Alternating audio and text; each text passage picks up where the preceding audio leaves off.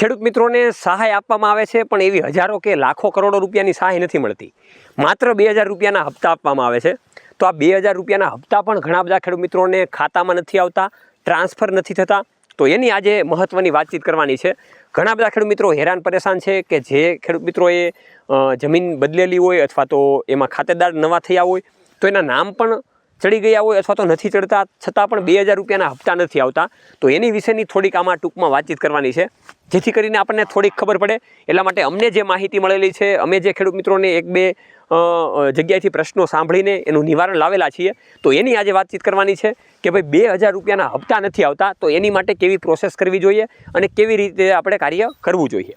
તો હું છું તમારી સાથે સાગર રાસડિયા, ખેડૂત પુત્ર. આપ સૌ ખેડૂત મિત્રોનું હાર્દિક સ્વાગત કરું છું. ખેડૂત છે તો જગત છે એવા હેતુથી અવારનવાર ટેકનોલોજીકલ ડિજિટલ ખેતીવાડીની માહિતી આપણે લાવતા રહીએ છીએ, જેના કારણે ખેડૂત મિત્રો માહિતગાર બને અને ખૂબ સારી રીતે પોતાની ખેતીમાં આગળ વધી શકે. આ પ્લેટફોર્મમાં તમે નવા હોય તો ફેસબુકને ફોલો કરી દેજો, યુટ્યુબને સબસ્ક્રાઈબ કરી દેજો, જેથી કરીને દરરોજને સાંજે 7 વાગે તમને આ વિડીયા ખેતીવાડીના મળતા રહે.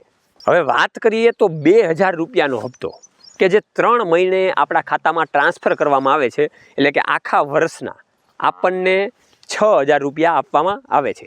આ હપ્તાની યોજનાની વાત કરીએ તો PM કિસાન સન્માન નિધિ યોજના.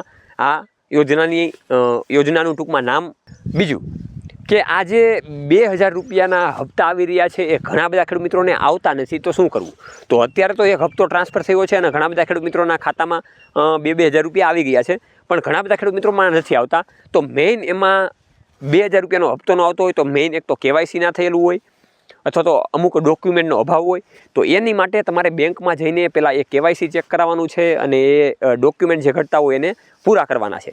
જો કદાચ KYC થઈ ગયેલું હોય તો સીધું તમારા ગામની અંદર આવીને ગામમાં જે VCE એટલે કે ગ્રામ સેવક હોય એની પાસે તમારે પોતાનું નામ ચેક કરાવવાનું છે. આ નામ ચેક કરાવવા માટે એ સાઇટ ખોલશે અને સાઇટમાં જો તમારું રજિસ્ટ્રેશનમાં નામ હશે તો એ નામ તમારું ચડી ગયેલું ગણાશે અને એ પ્રમાણે તમને હપ્તો ટ્રાન્સફર થશે.